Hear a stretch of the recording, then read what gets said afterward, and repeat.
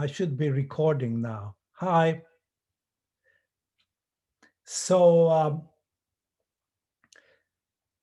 all along he was studying very hard. He was just a voracious reader, and he studied the Kabbalah and the Talmud with different teachers, hiring them to teach him. But then he discovered that he had abilities as a Baal Shem. Now, the Baal Shem, there were several Balei Shem, which means the master of the name being the name of God. And the Baal Shems, the Balei Shem, were healers. They used magic potions, they used um, uh, amulets, and also they were essentially like shamans. They use shamanic techniques that we would call now. And the Baal Shem, the Israel ben Eliezer, was particularly good at it. His reputation increased, and so he was actually given an honorific title, Baal Shem Tov. That's how people referred to him, to differentiate him from the other Balei Shem who did not have this honorific title. And so this being successful, he began to travel around the country. And as he traveled, he was just really struck by the predicament of Jews in the shtetls and in the small towns. They were living under horrible conditions, very poor, semi-literate only.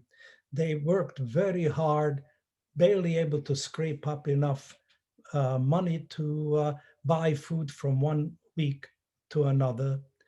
They were actually demoralized very severely.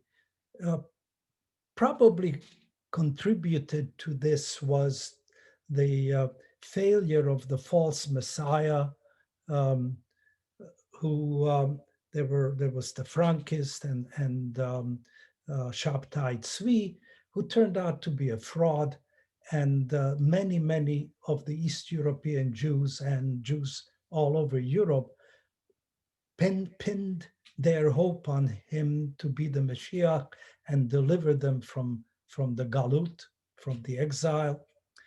And then when he turned out to actually convert to Islam, that really collapsed the movement, and this left them unmoored. They were divorced from the tradition and the traditional learning and the traditions of Judaism, and the joy of Judaism was really in the hands of a few rich families and a few rabbis, and they basically didn't want to have anything to do with the hoi polloi, with the regular people, and kept the knowledge in their small circles. And so the Baal Shem Tov began to, as he was doing his Baal Shem work through the countryside, he began to teach and lecture and hold services, essentially to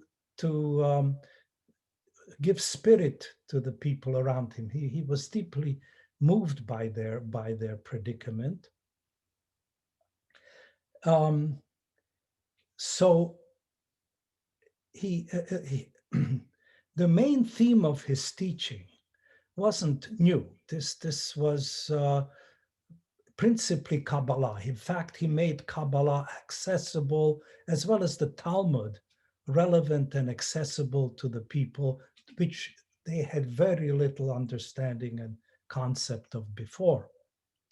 The main theme of his teaching was that God inhabited everything, every blade of grass, every tree, every person, every living being, and that the most important role of a human being was to connect with the divine and sort of joyously, be continually in joyous contact.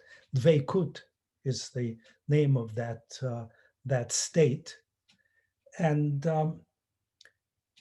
his teachings and his lectures began to attract um, a following, sort of disciples.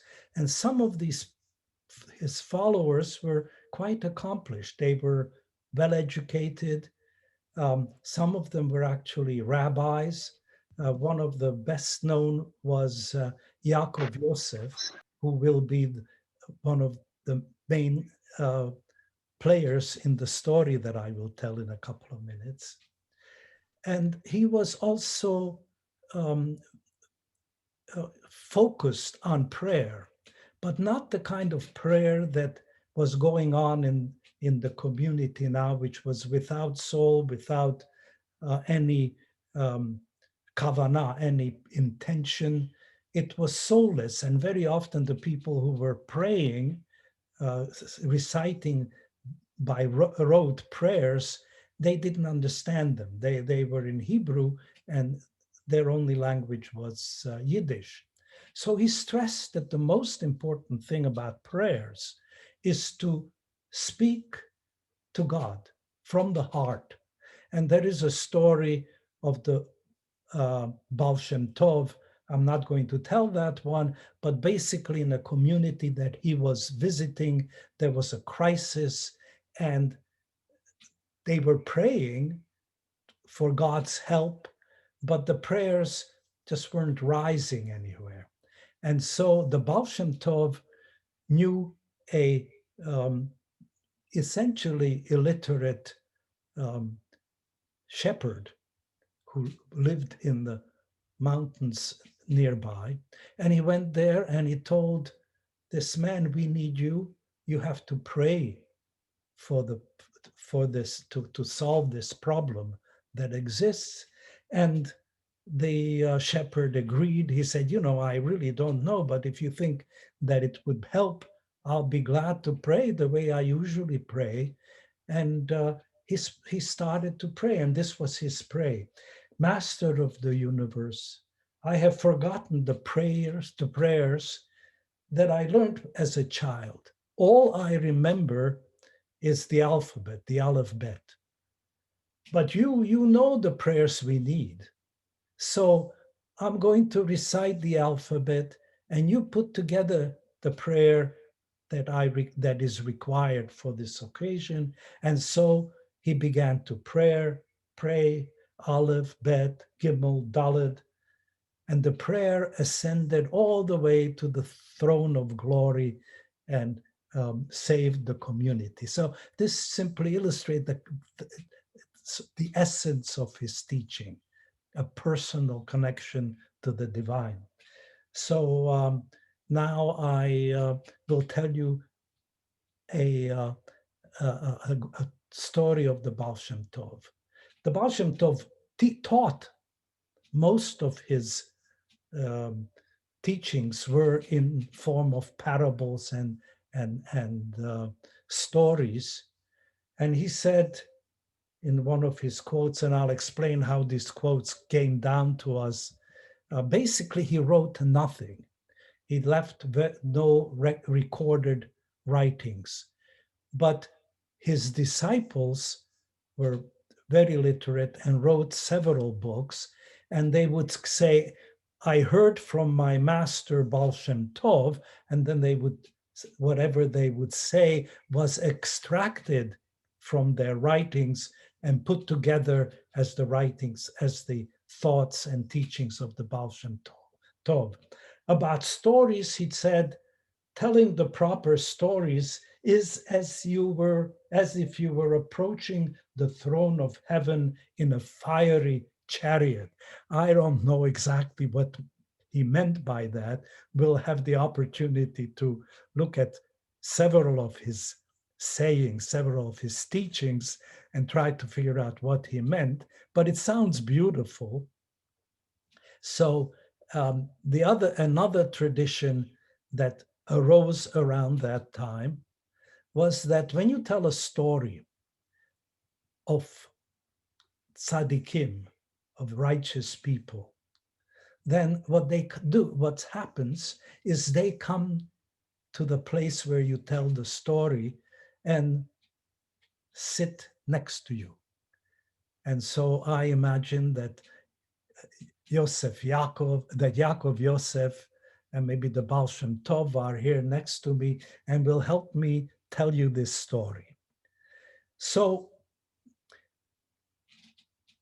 the story began on the Shabbat Eve before Easter Sunday.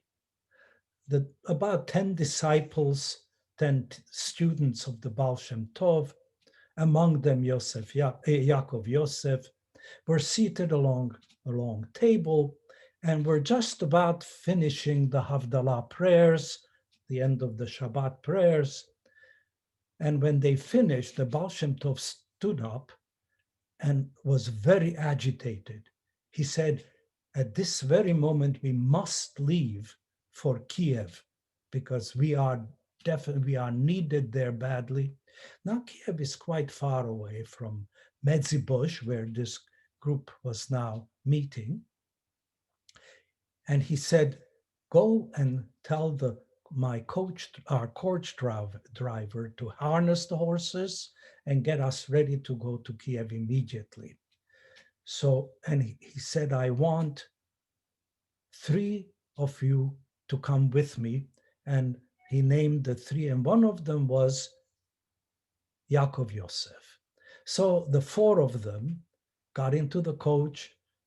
The coachman cracked the whip and the horses got going. It was dark already, and the horses rode. They rode in the carriage all night. And by dawn, they arrived in Kiev, which is in itself quite an amazing thing, because usually a trip like that would take 3-4 days, but that's another story why they could do it that quickly. But there they were in the middle of the square of the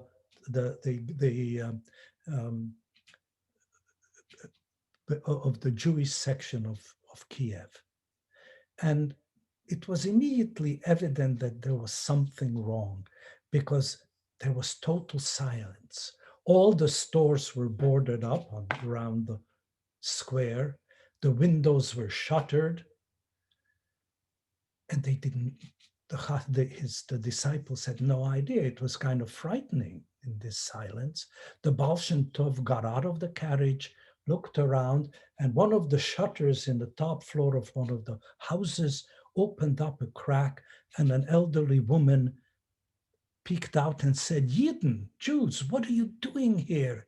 You're going to get killed, and you're going to put us in danger also. Quickly, quickly, I'm going to open the door for you and come up. So all 4 of them went over to this door, which just opened up a crack. The Baal Shem Tov said to the coach driver, you go in the back and you wait till I call you. Well, they went upstairs with the woman, and the woman said, don't you know what's happening here? Every Easter Sunday, the bishop goes to the main square, which is just through an alley from here, so we can actually see it if you peer out that window. And a huge crowd collects up there, and they listen to the sermon of the bishop. And the bishop rails against the Jews, fires up the crowd, and after he finishes, this has been happening for many years now, the crowd pours out and they wreak havoc in our district. They break windows, and if they catch any Jew, they beat him up. And sometimes some of us have been killed here. So that's why I was so upset that you are there in the middle of the square. And so they looked out the window, and sure enough, through the alley, they saw the large city square of Kiev, and already it was almost packed with people.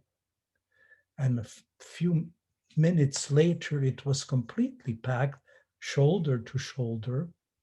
And then the bishop entered, and the crowd opened up, and Bishop, in his full regalia and a retinue, walked into the square, went up on the podium, up the stairs into the podium, and started to speak. And they heard his voice, actually. It carried.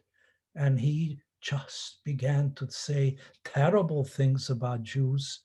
I'm not even going to try to tell you what he was saying. Lies, and the crowd was getting angrier and angrier.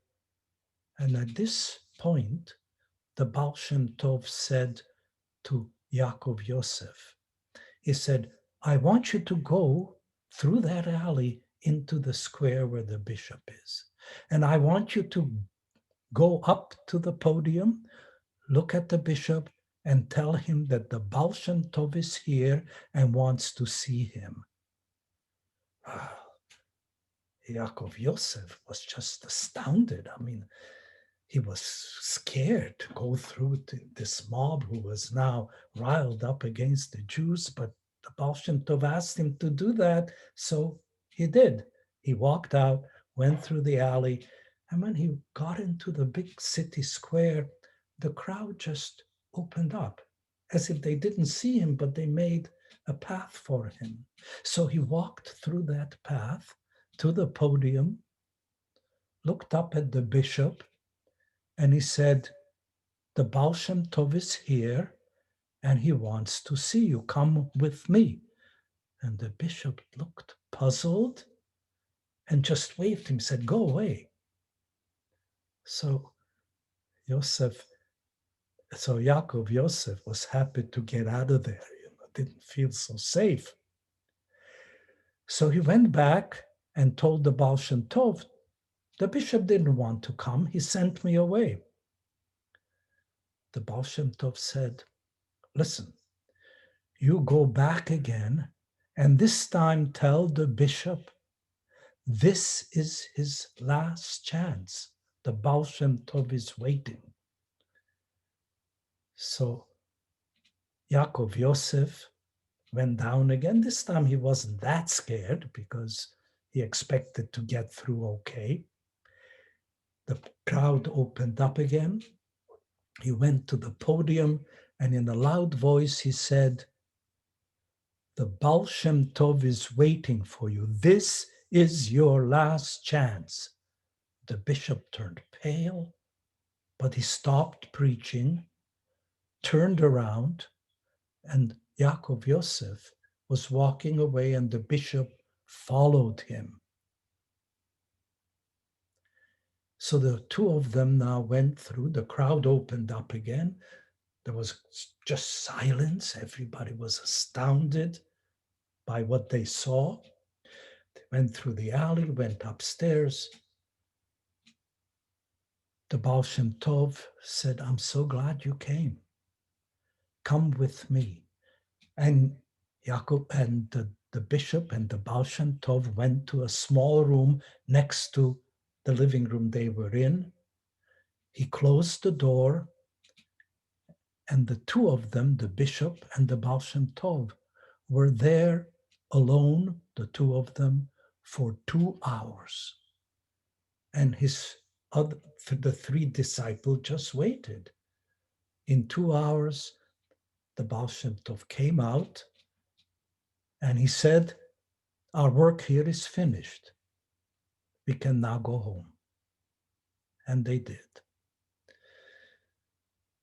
So the years went by, and now the Baal Shem Tov was dying. He was on his bed, surrounded by his disciples. And he never had too many disciples, maybe 15, 20. And he said to them, I am about to leave you. And I want our work to continue. It is very important. So he said, I'm going to divide the work that has to be done. And he turned to Dov Ber, one of his disciples, and he said, I want you, Dov Ber, to be in charge. You will preside over our chevra here and make sure that if they need help, they get it. And you yourself will go to Meserich, to Meserich, and organize a teaching and learning there. And then he turned to Menachem Nachum and he said, I want you to go to Chernobyl and do the same thing, set up a shul, make sure that there is learning and teaching there. And so he divided tasks, sending all of his disciples to different places through Poland, which is now Ukraine, until there was only, and they all, as soon as they got their assignments, left. He said, I want you to start doing this right away. Until now, and then there was only Yaakov Yosef left. And Yaakov Yosef said, Master, I am you. What is it that you want me to do? I'm your oldest disciple. I have been with you from the beginning, but you have not given me any place to go and set up a shul, a teaching place. And the Baal Shem Tov said, yes, you've been with me for the longest. And what I want you to do is go travel throughout the country, from shtetl to shtetl, from town to town, and just tell stories about me. So Reb Yaakov Yosef wasn't very happy. He was an old man. And he said, listen, I'm not young anymore. I can't do this for very long. How will I know when I can stop? And the Baal Shem Tov said, you will know. And that night, the Baal Shem Tov died. And Yaakov Yosef began to travel from town to town and tell stories about the Baal Shem Tov. He knew hundreds of them. And at the beginning, he got large crowds because by now people knew about the Baal Shem Tov and they wanted to learn more. And they would donate. They were poor people, so they would donate a kopek here, a kopek there, enough for him to sort of get by as he traveled from one little shtetl to another, from one town to another. But as the years went by, he was getting more and more tired. He had covered most of the territory that he could go to just on his feet. And the crowds were getting smaller because pretty much all people have already heard all his stories. And he was getting less money. He was getting poorer. His clothing was getting more and more worn. And it was despairing. And then one afternoon, he was walking through this town, and in the marketplace, he met a man who was visiting from Jerusalem. And he introduced himself just to have somebody to talk to. And the man said, you're Baal Shem Tov, we've heard of you even in Yerushalayim. And he said, I have nobody to tell stories here and of Baal Shem Tov anymore. They've heard them all. And the man said, as I was traveling through, I heard that in Sarajevo, there is a rich man, very rich, a good Jew, and he just wants to hear stories about the Baal Shem Tov. And for every story he hears, he gives a golden ducat to the person who tells him that story. So, it might not be a bad idea for you to go to Sarajevo and seek out that person. Now, I have to tell you, if you look at the map from Medzhibozh and the Polnoye part of Ukraine to Sarajevo is a long distance. But something was pulling Yaakov Yosef. So he decided, yes, okay, this tired as I am, worn out as I am, old as I am, I'm going to take that journey to Sarajevo. It took him 3 months to get to Sarajevo. And finally, he arrived there. He sought out the Jewish district of Sarajevo, and he met a few Jews who were walking around, and he said, "Excuse me, can you help me here? I heard that here lives in Sarajevo a very rich man who wants to hear stories of Baal Shem Tov." And he said, "Oh, yes, he lives at the outskirts of Sarajevo. He came here, maybe about 20 years ago. And he opened up a business and he was unbelievably successful, became very rich. He built this mansion and he turned out to be just an unbelievably a tzaddik, really. He anytime any community here needs some help, he just is there before even people ask. He conducts services every day in his mansion. And he's just the most wonderful person you can meet, a really righteous Jew." So Yaakov Yosef is greatly encouraged. He goes to the outskirts of the town, and sure enough, there is a mansion, big, beautiful, that he's never seen before. He goes up to the oak door, knocks on the door. The door opens, the butler opens it, and he says, "I heard that the master of this house wants to hear stories about the Baal Shem Tov. I have hundreds of such stories." And the master of the house must have overheard, because he came down. He says, "Stories about the Baal Shem Tov?" And Yaakov Yosef said, "Yes, I do." "That's wonderful.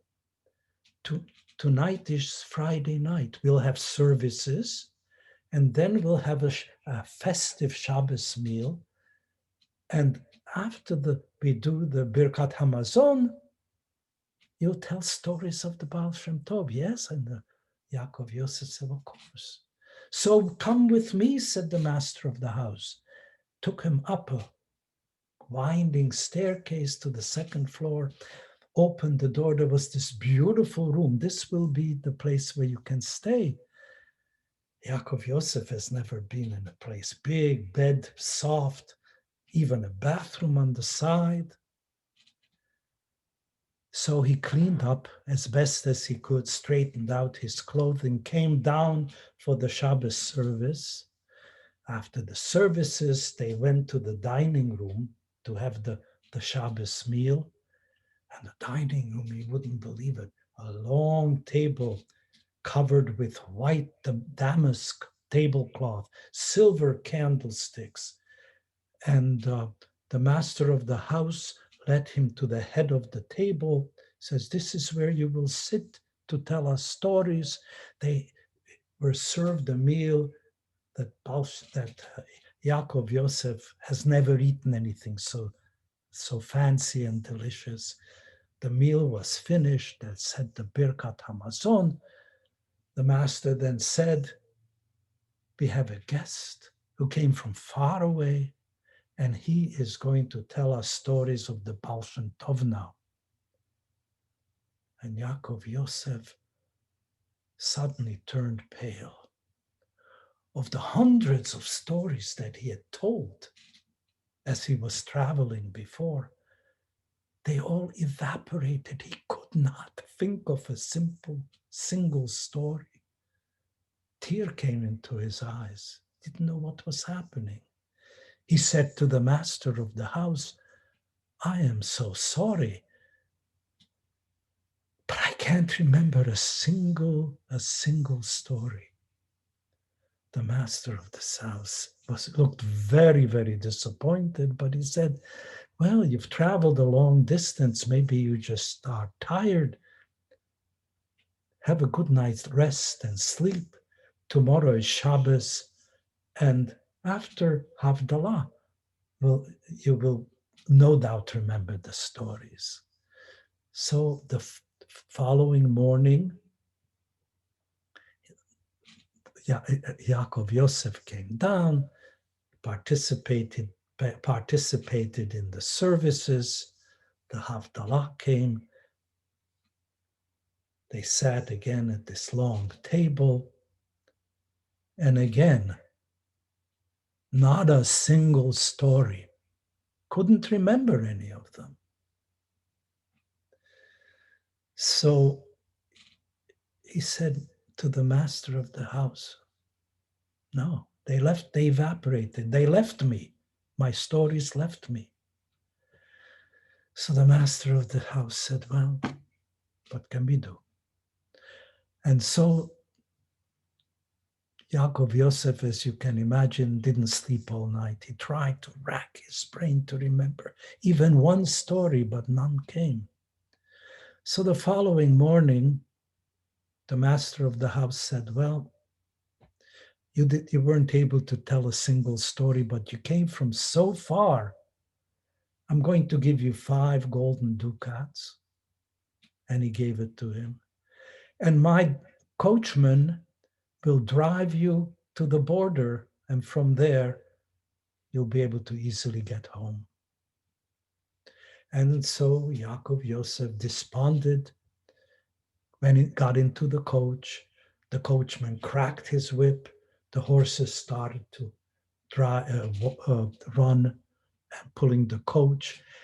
And as they were rounding the corner, suddenly Yaakov Yosef remembered the story of what happened in Kiev with the bishop. He had never told this story in all these years that he was traveling, telling these stories. That one never came to him. And now he remembered it. So he told the driver, turn around, go back. I remember the story. And so the coachman turned around. They hadn't gone very far. They were close to the mansion. Yaakov Yosef, as tired and as aged as he was, he jumped out of the carriage, knocked on the door. This time it was opened by the master of the house. And he said, I remember the story. And the master says, oh, that's wonderful. Come with me. We'll go to the library and you'll tell me the story that you remembered. And so they got into the library. They sat down. And Yaakov Yosef began. It was the Shabbos before Easter Sunday, and he went through the story all the way, and I went up to the bishop, and the bishop came with me. But then I don't know what happened after that. The bishop and Baal Shem Tov went into that room. He never talked about it. And the master of the house said, I can tell you what happened because I was that bishop. And the Baal Shem Tov told me that I am a Jew. When I was a small baby, I was orphaned, and a Catholic family adopted me. They treated me very well. I grew up in their house. I went to school and I was very bright. And I was admitted to the seminary, and I became a priest. And then I did an excellent job as a priest, and I was elevated to a bishop.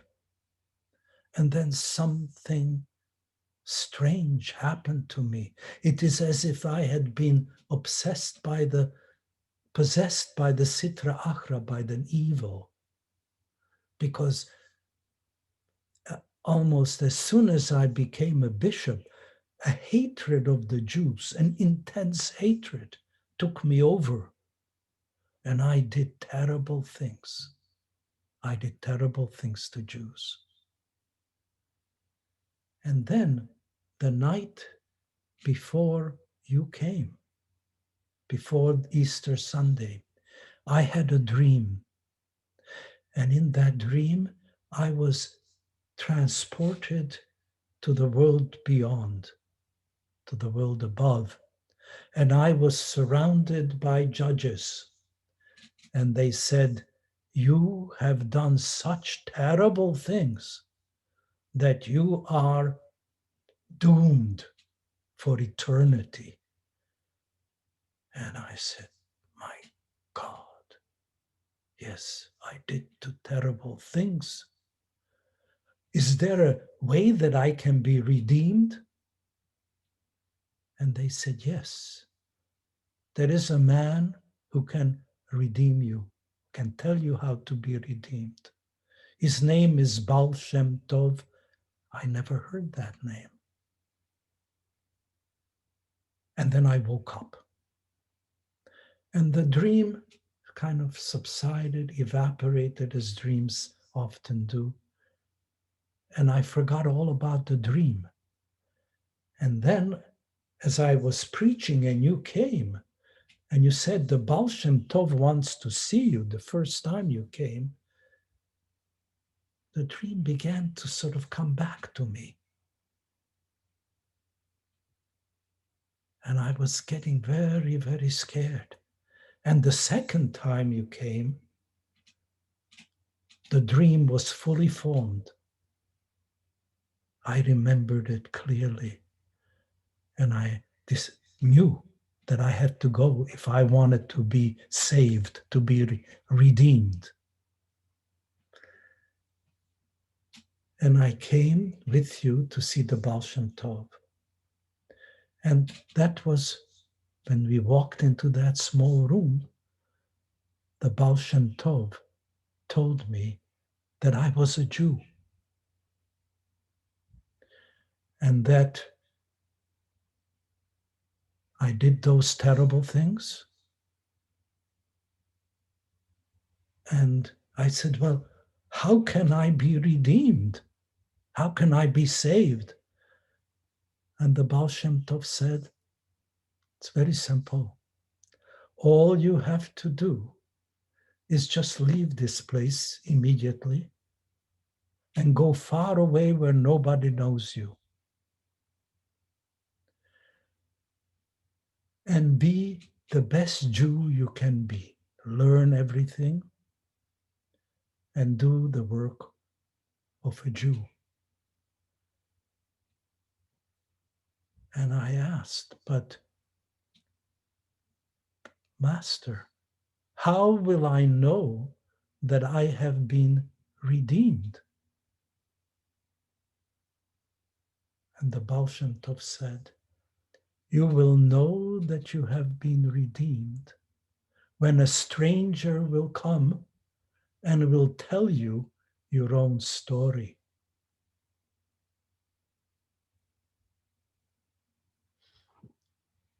That's it.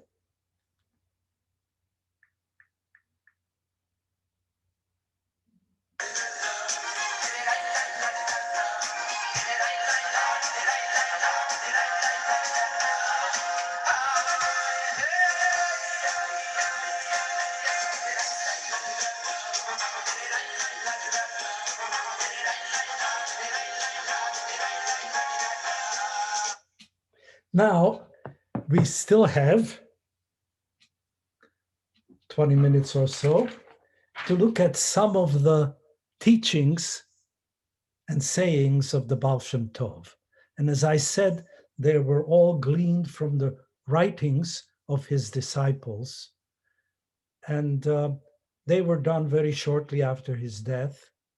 There are compendia of, they're called stories in honor of Baal Shem Tov, the wisdom of Baal Shem Tov. They can be, they're still in print, which is no small matter. So now I am going to try to share the screen. Good luck. Nope.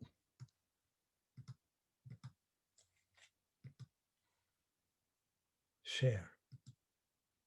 Ah, can you see it? Can you see the screen? Yes. Okay. You can unmute yourselves now, and we'll look at the teachings of the Baal Shem Tov. So he says, you want to sit here? Matt, would you read number 1? Unmute. Okay. I can you hear me? Yes. Yes. Okay. Telling the proper stories is as if you were approaching the your picture is over the words. Can you scroll down a little? There you go. There, okay, great. Telling the proper stories is as if you were approaching the throne of heaven in a fiery chariot. So this is a beautiful image, but I have the what to make of it. What to make of it. So any ideas? Yeah, well, since I'm unmuted, I'll just say I know he was a student of Merkava, mysticism. That was his. That was more his type of mysticism than Zohar, for instance. So I'm wondering if it is related to that somehow. Probably. A fiery chariot going anywhere would attract attention. So I think maybe what he also means here, that it'll really attract attention, no? Okay. Now here is one. I'm hearing echoes, so maybe we should, well, no, but we have to also hear you. So I'll stay far away.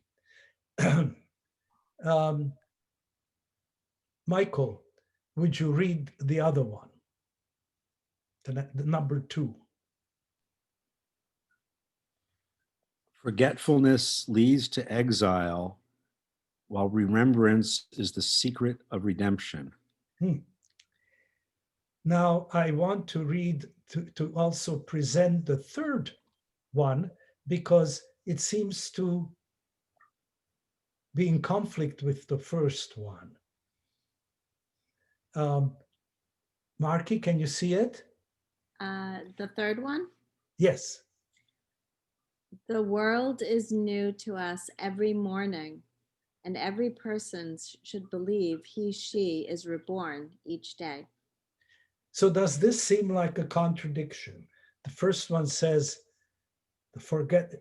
remembrance is the key. And the other one says, but we are created anew every morning. So that seems to be like, I guess we're created with ready formed memories. Is that what you think they mean? I don't know. Yes. Maybe, Yeah, go ahead, Judith. Judith? I'm okay. I was thinking that maybe, can you hear me? Yes. Oh, okay. I was thinking that maybe if you live as if you're reborn every morning, you are remembering what it is to be reborn. You're able to have that experience because you have it in your body still, you have it in your being. So if you were forgetful, you wouldn't be able to get to the state of being reborn every day because you wouldn't know how, or you wouldn't have that instinct.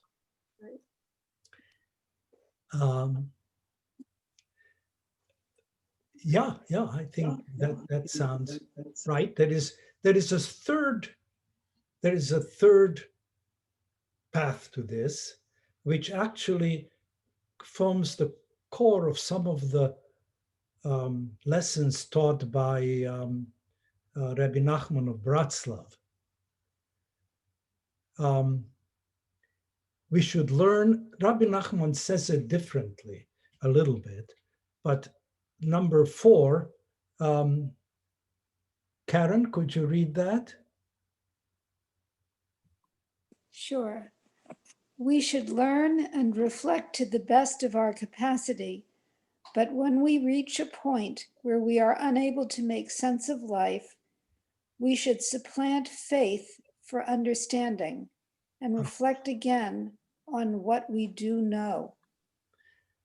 Rabbi Nachman says it a little differently. He says, when intellect is important, thinking is important, logic is important, and but it always will leave us at a chasm.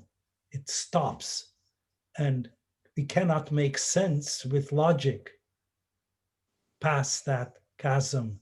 So there is this abyss, but we know we have to get through this abyss, and the only way to get across the abyss is faith. It's more or less emunah, more or less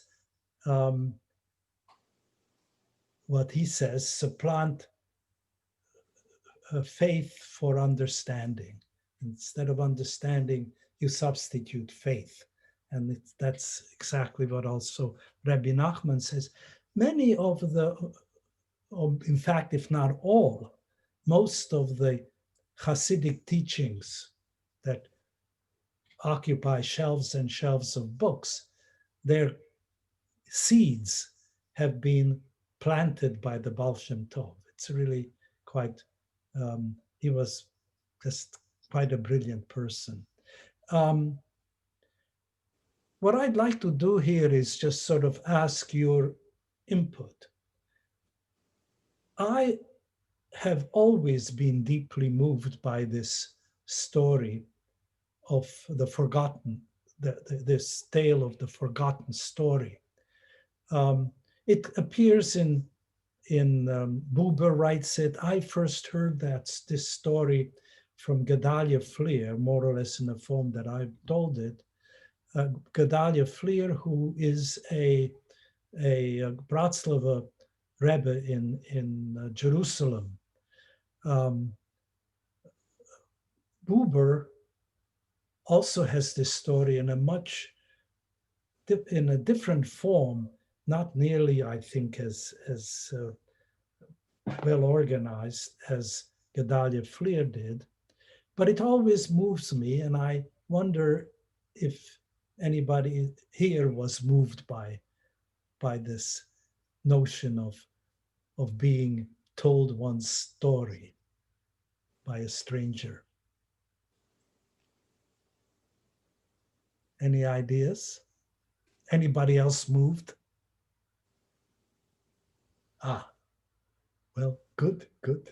I think a bunch of you here are therapists, and maybe that is the essence of therapy, where somehow you extract forgotten stories, strangers extract forgotten stories. I'm not sure, but that doesn't explain why that should be moving. Yes, Judith. I think that most of us have a great need to see ourselves reflected by others, and to hear our story told is a form of seeing our reflection, and that can be extremely satisfying. Thanks. Thank you. I think also Sometimes other people tell our stories better than we do ourselves. Ah, They yes. find a core of truth that maybe we have only glimpsed and haven't been able to articulate. Mm. Thank you. Any other thoughts? Well, then we proceed. We still, oh, just plenty of time, 5 minutes. Um, Well, I wanted to say something. The main thing for me is that this is magical. It was a magical moment that somebody would come and tell you your story that they had an encounter 20 years ago, and that story is now told. It's a magical moment. That to me is the main thing. It was pure magic. yeah, yeah, And that magic is mind-blowing. yeah, yeah, yeah. So it's got pretty much something for all of us. So that's what makes it such a wonderful, wonderful story. Now here is a core teaching of the Baal Shem Tov, and not only of the Baal Shem Tov, but of the Kabbalah itself. Um, any anybody would like to read that?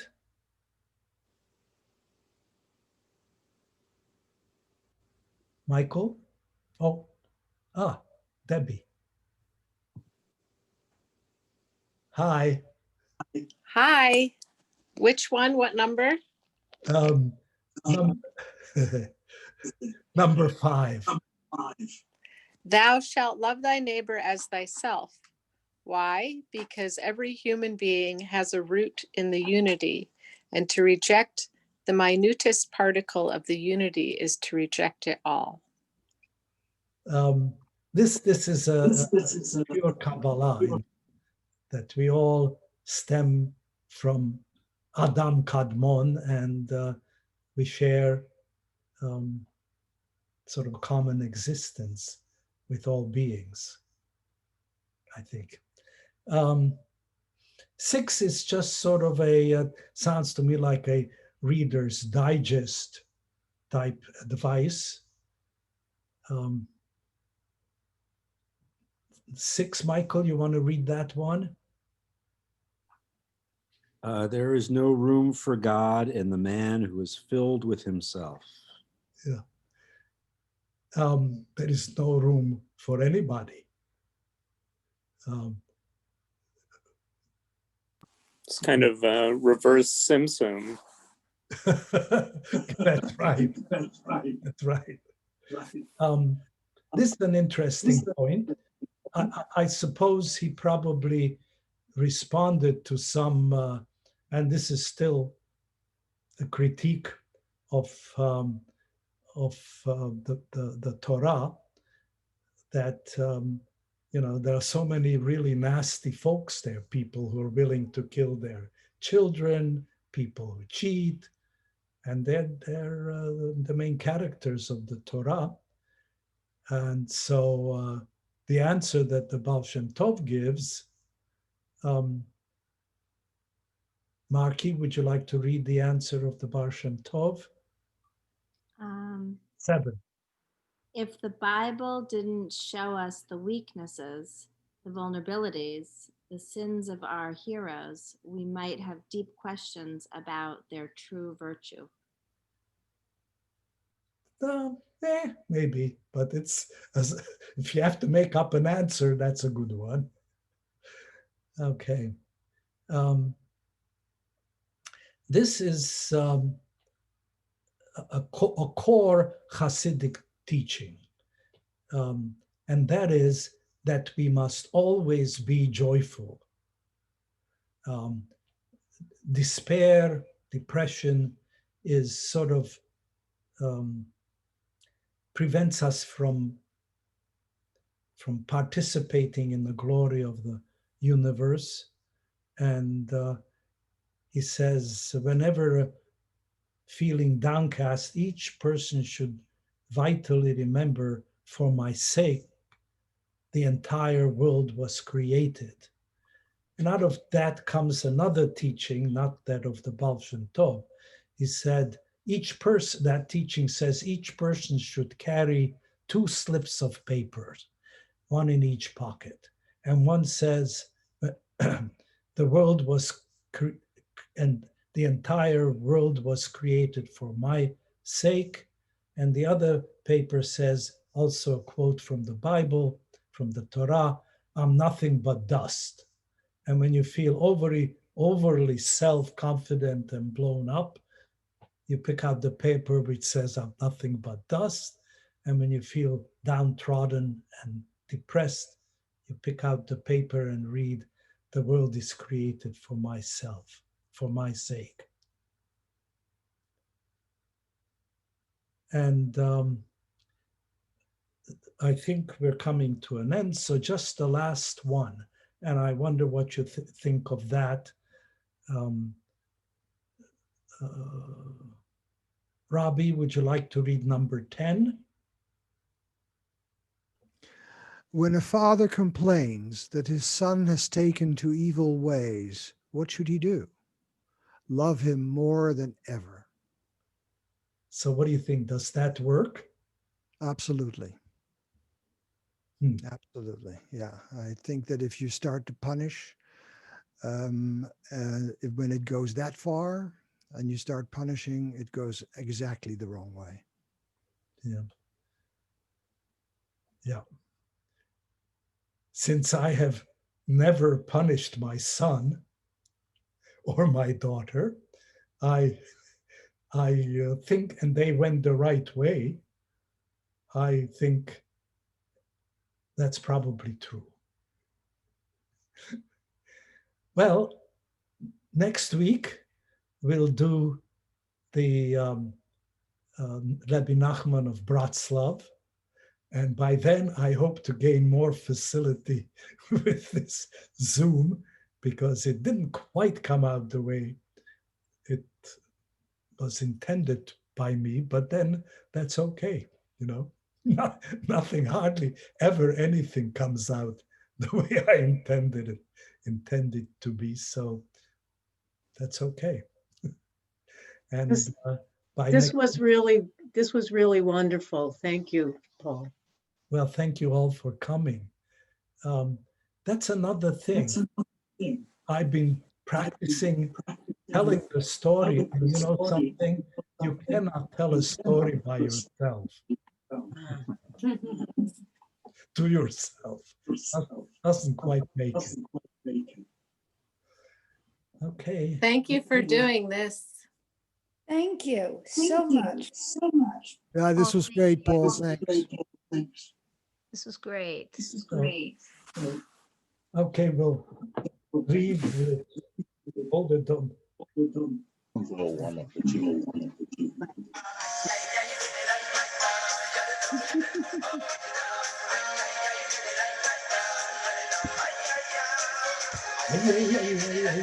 You can. He also says at one place, you should always dance and move. It prevents the evil one from entering you.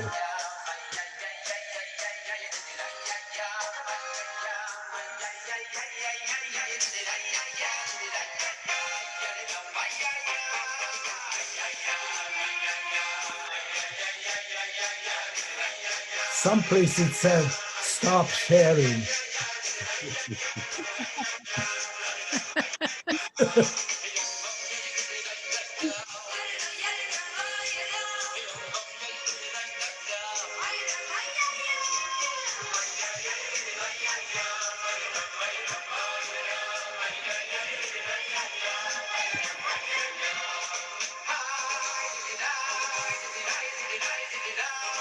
There's no way out of this, folks. We are stuck in an endless loop.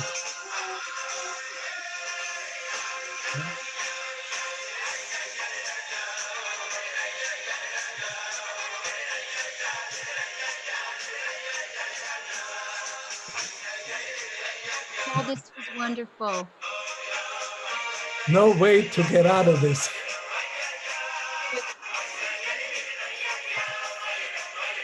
I don't even have a place to leave this meeting.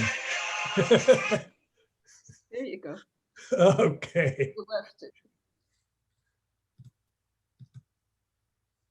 Okay. All right.